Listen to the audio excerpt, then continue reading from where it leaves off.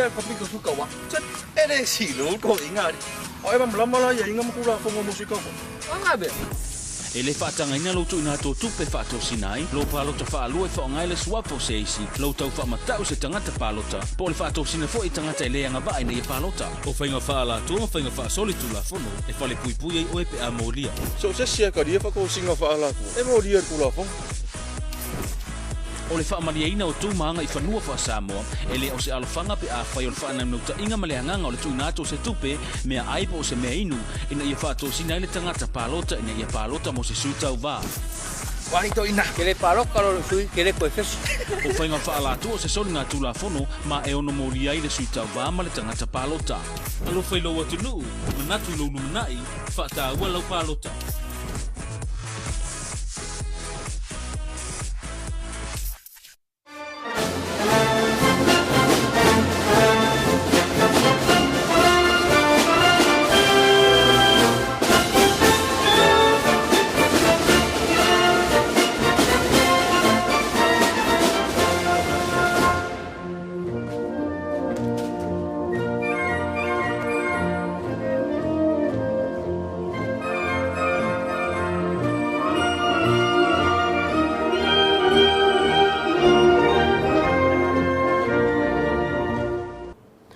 Fatalo fatu le mai moanga so tanto tunu le nei tula fiafi o tanto toi fei loai ele so ongo le tanto por kalambele nei fainga palota Samoa lo olu lima e lona vai fitu ya fa fido e foi ya e so tanto tunu ya olo mau mai so se o nanga TV tasi ya o Samoa Capital Radio o le NUS TV le IT live ya fa pe foi man le TV iva o le nei lava por kalambele sa tu fa sia ya le WT Media fai paanga mala official commission fai ngā pālota ia ua mawhai ona awina atu ona o leanga le leima le lango lango mai ale hai komisina Peritania i Samoa. Le whai ua mafuta tuai ia mala whio ngai atu o le pai rula sua wa aile nei a fiafi ia a o lumana i eli tanto fai ngā pālota ia o le aso sale nei o la e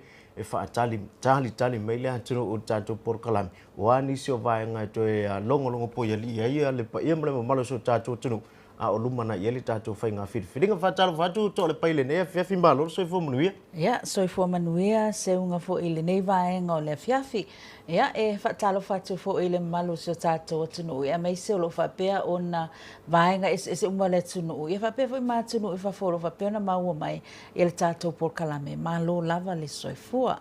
Ia, o le ase tala mai le tau wheloa inga to le pai ma le whingar komisine pe o na yele nei fo i vai aso. Ia, mara whaftai, ia o le whelo inga māsani lea, a o le i o atu le whai ngā pālota. Ia le fuina whelo i mele autu stala. Ma toi whamanatu mai ai, ia nisi o tāpenanga, a o lata mai le vai aso le whai ngā pālota. A meise le pālota le mua, ia ma le pālota au i le vai aso fo le salulu ma le asfarile. Ia e mai mua mai i le nisi fo i o saunoanga, sa saunoa ia i le whionga komisina o whai ngā pālota. Pe la bang sila fias e selau i vakasi suika vasa faulu la ko fi ave fo suika varak fa paloka e o kapuni kai me faulu ai selau i vakas umange ka ko fam sungonga e le sa fa ngai ia o ele fi fam sungonga ko fa i ko le sui e kasi ele vang fa op fa il fas ia len ko ro selau i vasfulu kuinga mai unga whamsingonga le nga whailas whaleile.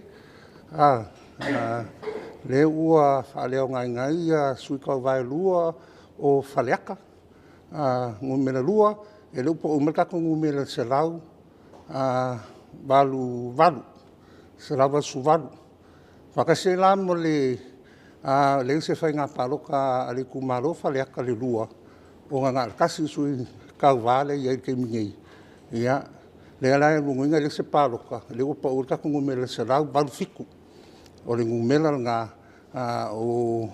faipule o la fa pengang fa kingo ka ko fa nga fifiringa i ku malo e lima sefulu si foi lima kasi ku malo paloka le tunu los ful sa va e kol kasi nei ya le la o le se paloka faliaka ya longo winga ko kol ful la ku malo e faila ku paloka nei ya mali los ful ma sa o le asu tona i lava le uma vai lenga i le karfa le fiafi lenga pungi ai le whauruinga karasanga. ai la ko fo ia kan sanga mo palo ko mua mo si fia ka ko lo to mamalu e silia la ki ke malima fe la ko nga kal sanga pe ka yang ia nga le afe mo kupu la ko le nga kalia e le official komisinga o ngole si vai nga ako a ele nga va e tu sai ma le tu la fono nga fa lawa I think o mang fai do aku ya ila tu na me nga ia fa ki ngoela ko fa nga paloka o le paloka nga pre-polling i ka ko paloko mua e kasi ale fale paloko e kongo i kumalo uma e lima sfulu na kasi ale fale paloka e anga i uma ia ko fo yo ngai kumalo a ia ka ko apuf le nge i le gym kasi male lua le fa nga la nga mo la tu fu ngo fu le paloko se vai ale ngo fu ngai i le pre-polling e leise si mai savai. E ngofu savai a palo ko mai ngei. So, e leise kanga kankasanga mai, e wale whelasa special bufo savai mo pre-polling. Po whela warari ku maru lai ke iai, e iel whal palo ka ngang whailo aku. E la whioanga, ma le ngofuanga ro whakingoe le palo ka momo la solulu. As ngofu ngei, le ngei vai aso a ko lo whakingoe o nga akako pre-polling officials, polling officials. Mako fo ia fe fixa lau, ia polling officials ia e fia me lantu ni sa vai. Go mala o nga akako kaka fai palo ke sa vai. Le o nga kele le afe mo kupu lima sa lau le fai ni. Le nga makamele sung fua. Ma o nga le go fa ki ngol fa nga masini fa nga fa ki ngol nga ruenga ia male whakingongol ngā ruenga inga ia malama lau whainga ruenga whakingongol ngā ruenga. O le vaeso fo uma vaesa whainwhilo inga ma whailo kusi o sui kauwa i le asko ngai. E wa uma fo i le ngā fo ia o onga sa whakino mo la kou fo ia whailo kusi po le awangai wa ia paroka. Scrutineers. O le aso sa ngei, aso lufu wha, mo silfia ka sulu le uli ia wa kau e fa nga kai ia fa ko singa fo ia su ka va ma bang fa upu fa ia ia e fo nga ngo ka inga le ofisa ia o kul kai minga ia wa besu mala ko lo papa fa ala wilo o ku ilalo ia wale fo imangi pepa o fa pi fa lo ia ka vale ia me uma ia fa la lao vai kai minga ka ping penga ka ku ma ka fa nga palo ko ngo nga wale ia si fa ko singa ko fa ia pe ke alo sulu le sa so i ola kai mi fa ki ngota ko pre-polling ia marka ko palo ka tele las felele o le aso ngafua le sa ngai nga ile ofisa sa vai e fa ku le operating center mo sa vai i o ile ngofua ngafale Don Bosco le holo Don Bosco ila so ngafua bo operate mai le center nga mo sa vai wa umala ia manga o nga suikava ia po scrutineers fo laisa vai anga i umal operating center fe siri ai fa penga fo operating center le ngi le pe nga i to ile tele fo suikava ia ma fa lo kusi fo i manga o nga ese ia mang me fe siri fe mal mai ku sa metula fono o se vai ngole sau noanga le fenga komisina tu sai fo le lanto felo inga ia man le auto stale pe ona ile na vai aso to le pai lima fe ilanto le sa tarsanga wa uki ofo po wa over fo male ofo ya o le ase tulanga sai lima fe ilanto le sa tarsanga lo no winga ofo o ilanto mai e afia nga tu mau so ifu o ilanto yo tanga jo pension de o ilanto yo tanga ta fainga wenga yo wa pe o va ngana le sa au nga ye fa silanga mo la to e ma fa yo na nga va al tato wa palo ta mo Fa malama matango fia to e fai ngofie. E le mana o tu le ki umi ya le la fa peona ia. I le fai nga palo tawa o le sferaile. Usar fa malama manga vave ala na pu ya o le mana to la fa sina malolonga tanto por kalame ya ona to foi mai le se tase o vai ngatawa.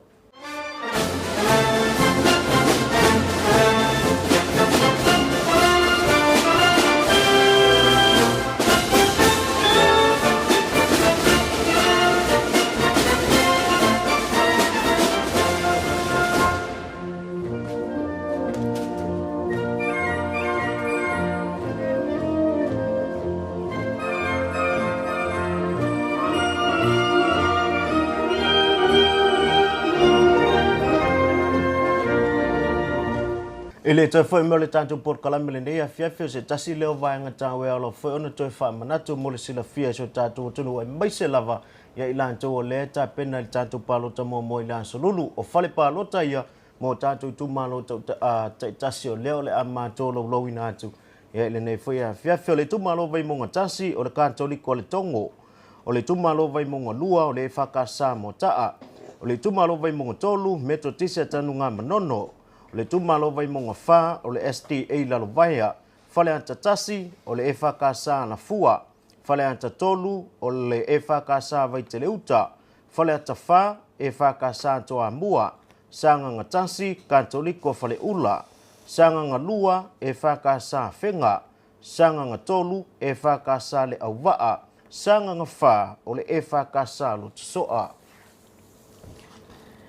I tūmaloa ana lofi mua whale a siu katoliko, a ana lofi lua fasito o uta katoliko, a ana lofi tolu leulu moenga e whakasa, a ana lofi wha fasito o tai e whakasa, a inga i le tai lalovi me totisi, whale la tai masamatau pata e whakasa, le whanga ma whale se la nga ngaifo le vau uta e whakasa, sa whata mua sa anapo uta e whakasa, sa fata lua vai e whakasa, si umu sa sae Pentakoso tuto tasi. O le tumalo fale a lili tasi vai e whakasa, fale a lili lua, sa lani me totisi, loto fanga e whakasa, le pa e whakasa, a le pata i tupa i lunga, vai loa me totisi, a le pata i tupa i lalo, sa le au mua e whakasa, va a fono ti tai le fanga e whakasa anoa maatasi fale wha katoliko ma le tumalo anoa maalua o sale lesi metutisi. Mo le motele i salafai po sa vai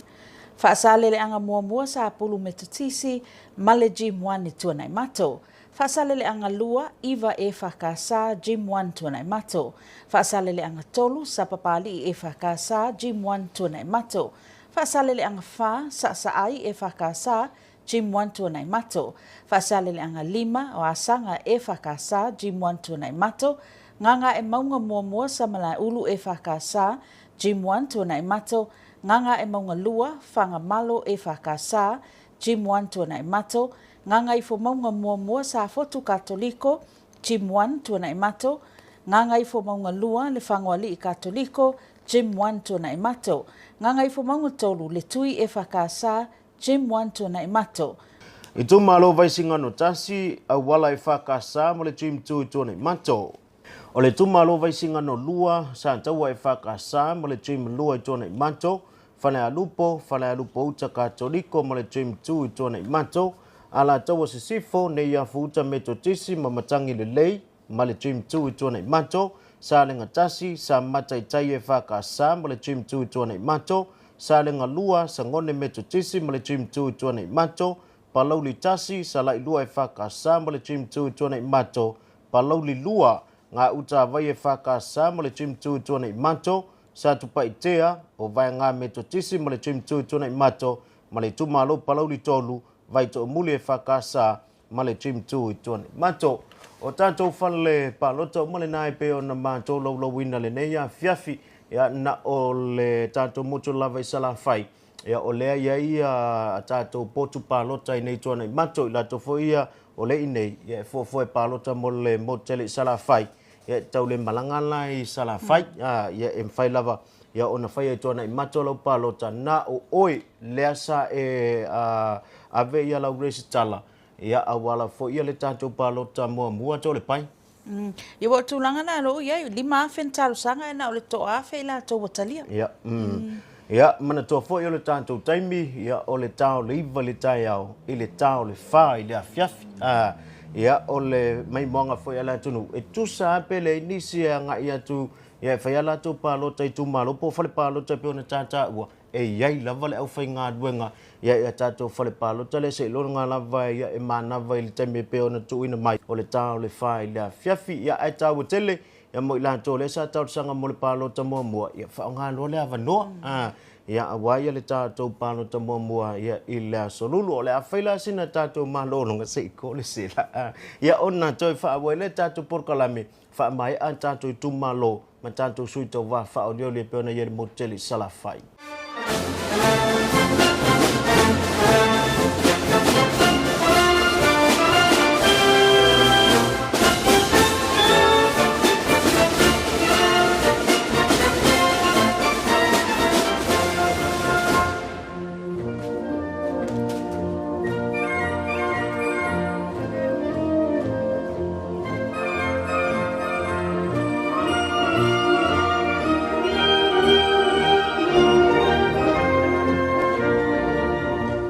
O tātou tu malo nei a malanto sui tau wā whao yoli wha mai aia le tātou sui tau vai pe o nā tōlo lau tātou porkalame mai le tu malo vaisingana tasi ia se pa ia le tātou tu malo palau li tōlu tōle pai.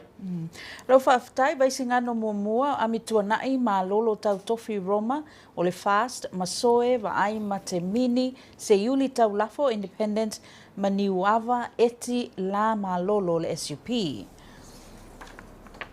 O le tumalo vaisingano lua, alo popo si a fausa matawheo HRPP, moto pua a Seve Henry Afereti Papali'i Independent, su ale sa whaavai loli Timoteo le fast, tanga loa le lua tupou afa le fast, ma valasi lua pito whanua ta fito sele sele SUP.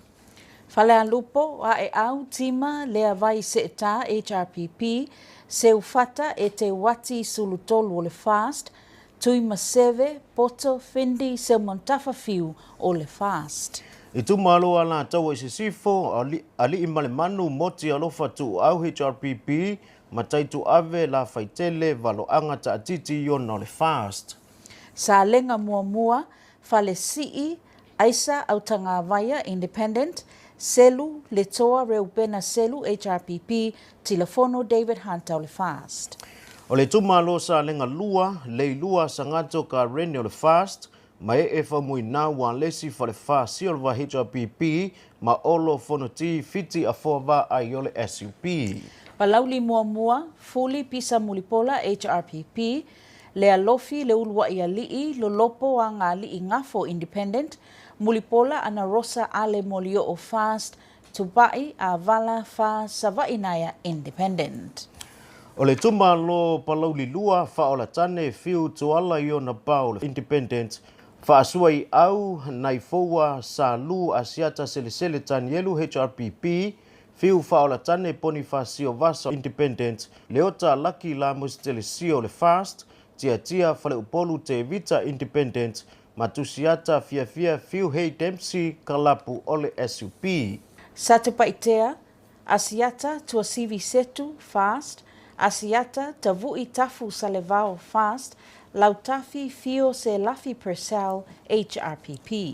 I tumalo palau li tolu aiolu potea misa Tony aiolu po le fast, le tuala Penher talavou matala vea HRPP, malanga aia ti aitu autofunga o le SUP. Ia o tātou tumalo na o lesa tutoe mai ia ili tōlau wina fo i o sui tau wā whao nioli o tātou tumalo uma ua mautinoa ia o le a tau wā le tātou whainga bālota i le vai aso fauto o le pai. Ia o le mea fo i le wai ai le tūlanga le nei, ia ua latalata mai a lea sora whainga pālota. Ia ua ese fo i la ngona. Ia, mana tole a tātou wa ngai, whaisina a tātou mālolonga pupu, a wane e misia ni tu ual tātou porkalame fo i mai, ono tō mai moa nea, ia ile so upu o le Official Commission whainga pālota.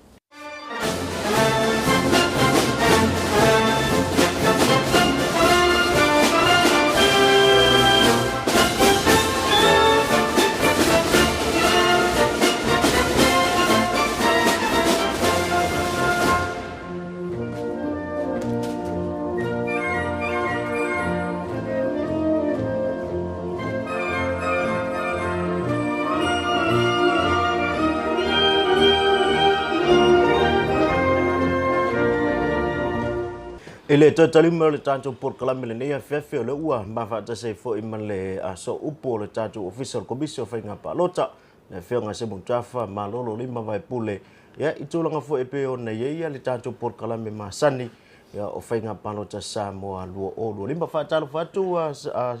se mon tawhale nei vai ngole fiafi malo so fo manuia malo fo ile so fo manuia se o mai vasa ia male tatu por kalame fa au me se pa anga o se lava fa televise ia mala tolo mai moina tatu por kalame fia o folo fa tu nei vai nga ole fiafi mai fa fonga ia male mai mai va ftai fo mo le vano e tau tala ini si o tapenanga ia o iai ia le official commission whainga palota ia o tātou iai le o tātou savani ia so whainga palota ia moni lava o le asolulu tātou palota mua ia manatu fo le vanoa muli le nei mo tātou ia whamanino e fo malama ni so vaenga ia wana fo ia le ila tau o le sa tau sanga mo le tātou palota mua le o tāpena ia molo lantou whainga palota ia o na si le fia le iai sa o le lei lava lei o le tātou palota mua o le asolulu ia le fo mai alava o na tapena i le ofisa ia le lola mo latou ia palota mua po i latou le sa tau sanga mai ia fiai ia o poru nei o pe fo ia le motele i salafai ia mai se o tātou whare palota whaapitoa le o whaatino e whaatino ia le palota mua i latou fo i lea e palota i tumalo palota ai palota i savai le i whare palota whaapitoa le tapena i nei o poru nei ia i le team 1 ma le team 2 ia aolo whaanga solo lava ia le wha moe ta itasi lava whare palota i tu malo uma lava e limas furu i tu malo ia la whaatino i whainga whiriwhiringa o na itasi le i tu malo le ole se lato palota tele se lato whainga palota iai e peia foi ona iai ia o le tāua lava ia o le silofia o le tutusa lava ia le whaatinonga o le anga ia tu whaatino le palota mua ma le whaatinonga o le palota i le palota tele pe ia po le palota wao o le whaaleong o le taungarena le ilalo le tula fono o le palota wao le wai tonu o le whare palota ia tangata nei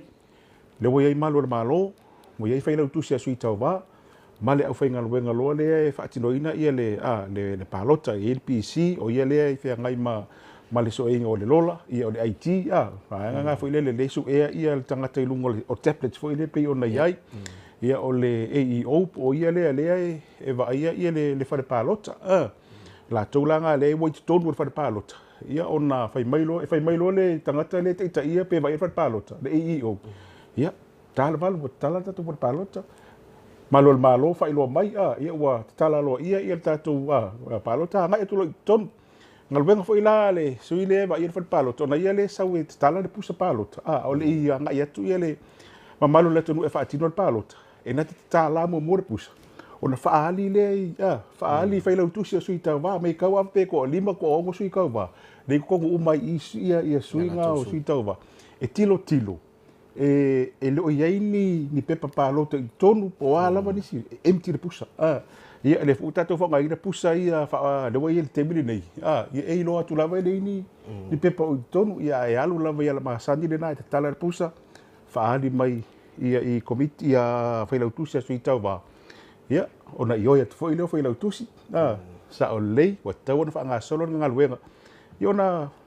whaanga solo lei tonu e whaatino ia le nga luenga masani lawa pia ona iai te awatu ai su e mua le suafa mau e lunga o le lola ia po lunga foi wa lei tatu le sota inga leo fai nei ia lunga o le tablet le mau le lola su e lola ata le ia vase ina ia tau le numera lola ia ala au ia su e tangata le ia le numero lola ia vase ia vadi mo le tingi lima tau au mo pe palota fa ilo ia sui tau va uma anga tangata filana feeling ia pe yo le fa anga solonga le na e fa solo ai ia le palota mua fa pe fo ia le palota tele pe ona iai anga ia tu ia le o le tabama le tinama tupo se ia afianga tu mau le soifua le to inga tangata fo ile tau o le si e na te fisosoani le whaingo le palota e le alu la oi a pe le uka ko wa ia u mana ona ia afianga tu mau o le soifua o le uka e le mawhainga o e fai le palota e alu le tangata le ia afianga tu mau le soifua po le tabama le tinama tua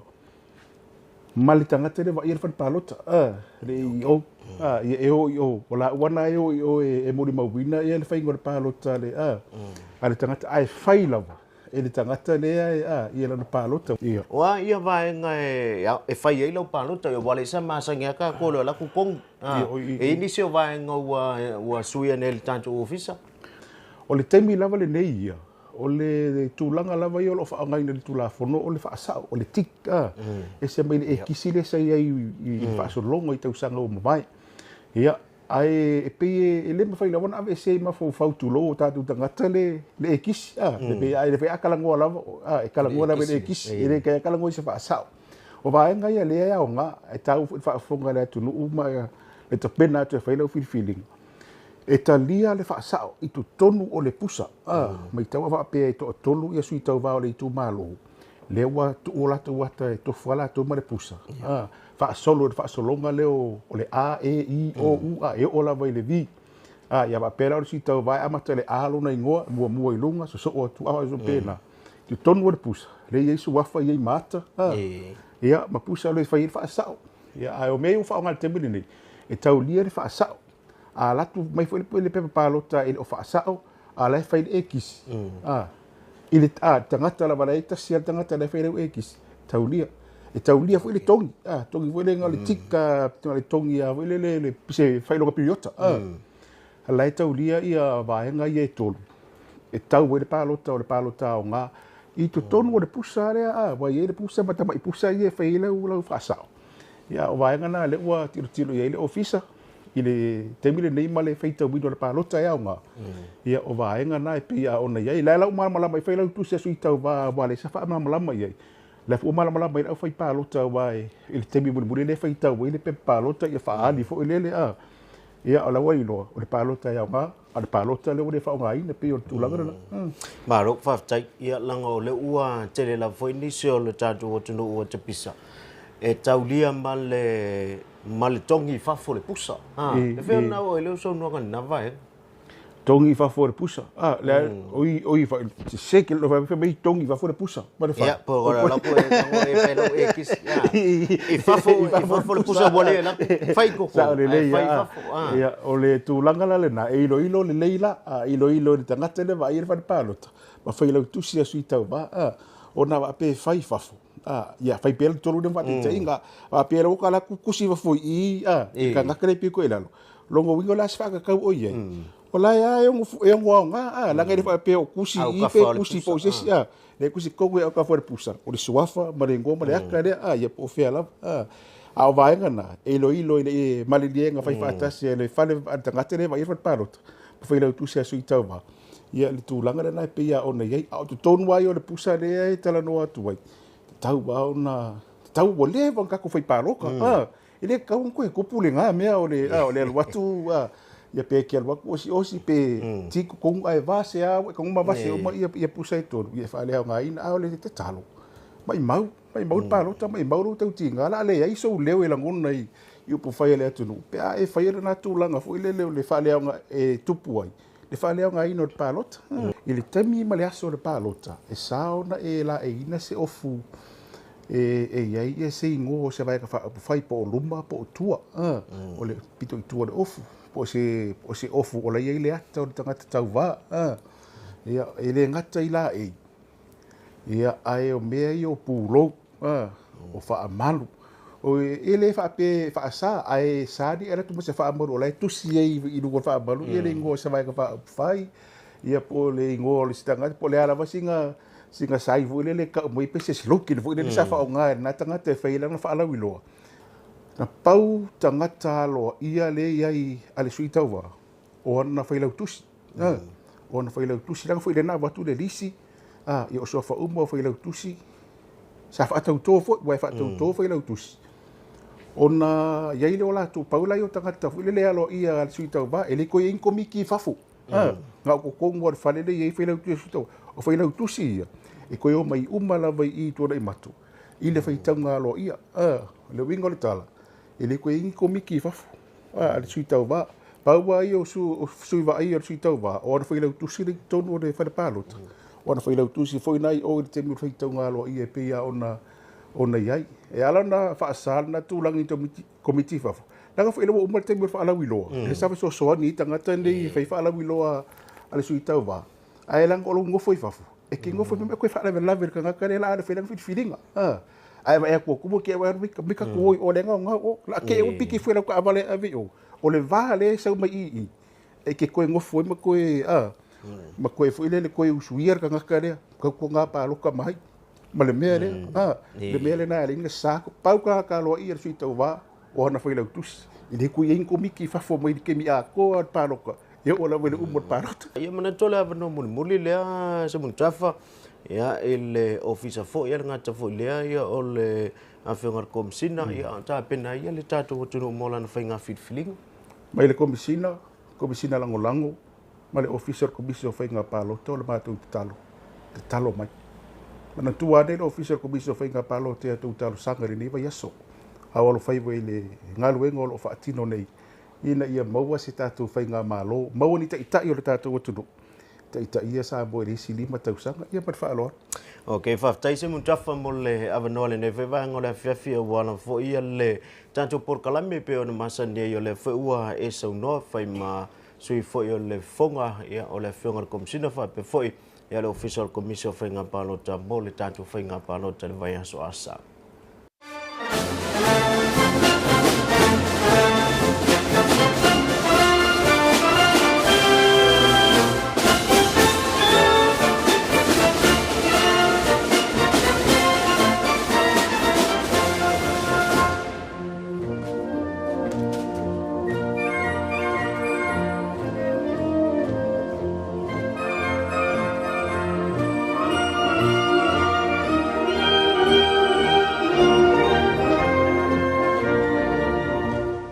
ia ole fatala noanga na mai le so upu le official commission fainga palota ia ma fa manuia foi ia awa foi fainga filinga so tatu no a tunu e pe ona tapenai ia ele nei foi vai so to le pai ia ele ko ia se tala tele nga ole saungia ia e fai lau